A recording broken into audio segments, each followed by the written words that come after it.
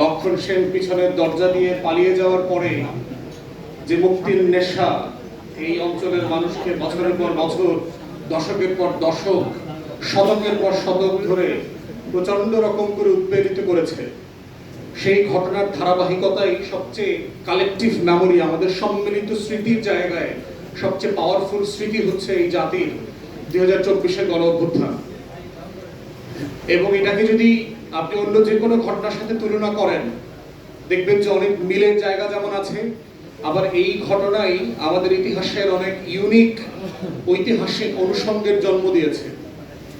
মিলের জায়গা হচ্ছে যে আমাদের 24-এও জালেম শাসক ফেরাউন ঠিক একইভাবে লক্ষ লক্ষ তরুণ যুবাদের, সিপাহী সৈন্যদের ভয়ে গণভবন থেকে পালিয়ে পিছনের দরজা দিয়ে চলে গেছেন। তখন তার টেবিলে খাওয়ার সময় গরম ভাত ছিল, ফ্রিজে রান্না করা খাবার ছিল, কিন্তু খাবারটা জুটে নাই। লক্ষণ সেনের একই অবস্থা হয়েছিল, খাবার রেডি ছিল, খেতে পারে নাই, পালিয়ে যেতে হয়েছে। এবং পালিয়ে এমন একটা দেশে গেছেন যেটা আমরা সবসময় বলেছি তিনি ওই দেশের দালাল, এবং এইটাকে নিয়ে আবার তারা রাজনীতি করতো যে তারা ওই দেশের দালাল না আবার বলার চেষ্টা করতো। কিন্তু তিনি সেখানে গিয়ে এবং ভারত সরকারের গত 2 বছরের আচরণের মধ্য দিয়ে এটা প্রমাণিত হয়েছে যে আসলে কে কাদেরকে দশকের পর দশক ধরে পুষে এই গোখরা সাপটা বানিয়েছে দুধ কলা খাইয়ে। অতএব জুলাই গণ অভ্যুত্থানের মধ্য দিয়ে যারা অনেকে আশঙ্কা করছেন যে জুলাই চলে গেছে, জুলাই ব্যর্থ হয়েছে, এটা সিম্পলি সম্ভব না। এত সম্মিলিত স্মৃতি আমাদের ইতিহাসের অন্য কোনো ঘটনার নাই। 71-এর মুক্তিযুদ্ধ, 47-এর ব্রিটিশ বিরোধী আন্দোলন থেকে আজাদি, প্রত্যেকটা আমার রাষ্ট্রের গুরুত্বপূর্ণ ঘটনা। কিন্তু তথ্য প্রযুক্তির কারণে, মোবাইল ইন্টারনেটের কারণে যেটা হয়েছে যে লক্ষ লক্ষ মানুষের স্মৃতি থেকে এইটা এখন অডিও ভিজুয়াল ফর্মে চলে গেছে এই মেমোরিটা। তাই আপনারা দেখবেন জুলাই আসলে যেটা হয়, আমরা প্রতি বছর নতুন নতুন ভিডিও দেখতে পাচ্ছি, নতুন নতুন ঘটনা আপলোড হচ্ছে।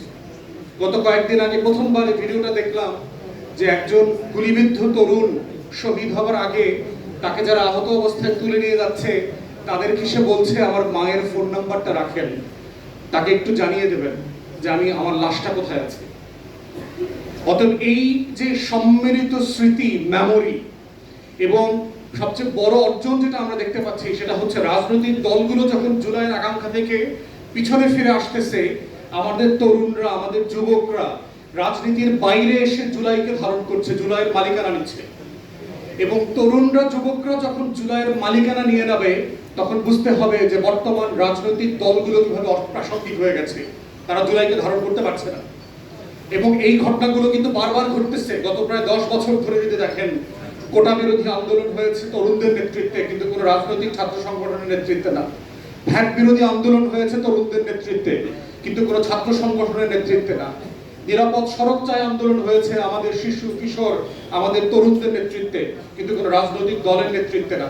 ঠিক একইভাবে 24-এর গণ অভ্যুত্থান দেখেন, আমাদের বড় বড় রাজনৈতিক দলগুলো গত 17-18 বছর ধরে টানা ফ্যাসিবাদ বিরোধী লড়াই করেছে, কিন্তু তাদের নেতৃত্বে এই গণ অভ্যুত্থানটা হয় নাই। কিন্তু তাদের অনেক ত্যাগ আছে, তারা ফ্যাসিবাদের হাতে মজলুম ছিলেন, জুলুমের শিকার হয়েছেন। অতএব এই যে তরুণদের ভিতরে একটা অনুভূতি তৈরি হচ্ছে যে বছরের পর বছর ধরে যে রাজনৈতিক দলগুলো আসলে আমাদের কথা শুনছে না, আমাদের আকাঙ্ক্ষাকে বুঝতে পারছে না, আমাদের স্বপ্নগুলো নিয়ে তাদের কোনো ভাবনা নাই, তারা এক ভিন্ন গ্রহ থাকেন। তারা মনে করেন তাদের বাপের নামে, মায়ের নামে, ছেলেমেয়ের নামে, বোন নামে গ্রাম, ইউনিয়ন, জেলা, উপজেলার নাম বদলে দেবেন, এবং এটাই হচ্ছে বাংলাদেশ। সে বুঝতে পারছে না যে আমরা ওই বাংলাদেশে এখন আর থাকি না।